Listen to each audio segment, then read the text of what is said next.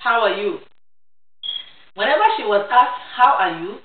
A 2-year-old girl was always quick to answer, I'm fine, thank you, you're welcome.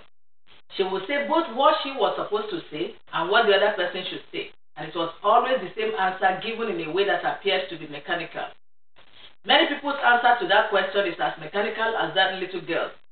Ask them how they are, and without thinking, they will say, fine, thank you, or fine, and how are you too?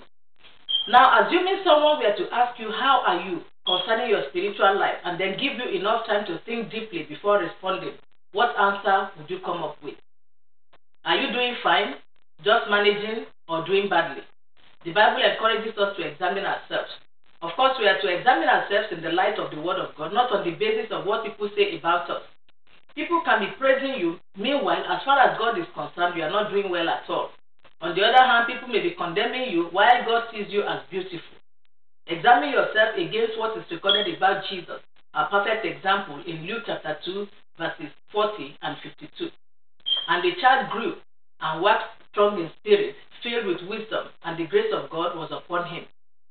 And Jesus increased in wisdom and stature, and in favor with God and man. Jesus was not staying on one spot. He was increasing, growing, waxing strong, getting filled. That showed he was fine. Are you fine? Are you making progress in your Christian life and ministry?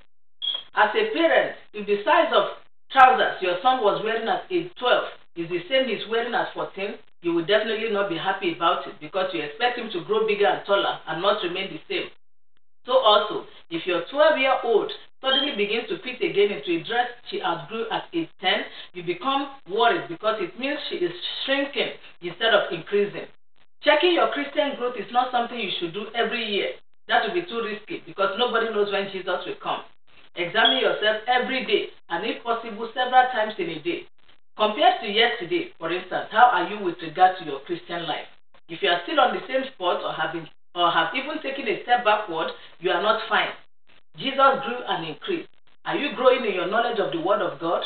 Do you have a deeper knowledge of that Word today than you did yesterday? Jesus was filled with wisdom. So another sign that you are fine spiritually is that you are increasing in or getting filled with wisdom. What is wisdom? Job 28:28 says, and unto man the Lord said, behold, the fear of the Lord, that is wisdom. This means that a wise person is that person who fears the Lord. Of course, the fear of the Lord makes you depart from evil. It makes you depart from sin. When you fear the Lord, you keep his commandments. We have been told that wisdom is the right application of knowledge. So a wise Christian is one who not only knows the will of God, but applies it to his or her life. A wise Christian lives out the will of God. That is, he practices, he acts out the word of God. He allows God to order his steps in his word. What percentage of the steps you take today is ordered by the word of God? If it is the same as last month, you are not fine, except, of course, it is 100%. Hebrews 12:1 says that we should lay aside every weight and the sin that easily besets us. If the sin that had dominion over you yesterday, last week, last month, or last year is still exercising dominion over you, there is a problem somewhere. It is even worse if you suddenly find yourself going back into a sin you had stopped committing. A Christian that returns to a sin he had earlier overcome is like a dog that goes back to his vomit, according to Proverbs 26:11. It is disgusting. It may not even be that you went back into a sin you had overcome. If you used to be more prayerful than you are now, or you used to spend more time on the study of the Word of God than you do now, or you notice that your commitment to God's work of fellowship or your fellowship attendance is no longer as good as it used to be, you are not fine. Think of other ways in which your Christian life may not be fine right now. If you are not fine, do not despair. God has not given up on you for remaining stagnant or for moving backward. He wants to help you move forward. Go on and cry to him in prayer and let him know that you are willing to grow, increase, work strong, and be filled with wisdom. Rededicate your life to him and to holiness. He knows you cannot do it on your own, so he is always ready to give you his grace if you sincerely desire and ask for it. And as you receive the grace of God, do not fail to make good use of it. The Bible says that the kingdom of God suffers violence, and the violent take it by force. Forcefully apply the grace of God and refuse to yield when sin calls on you. Forcefully apply that grace when you settle down to study the scriptures and someone comes to inform you that your favorite TV program is on.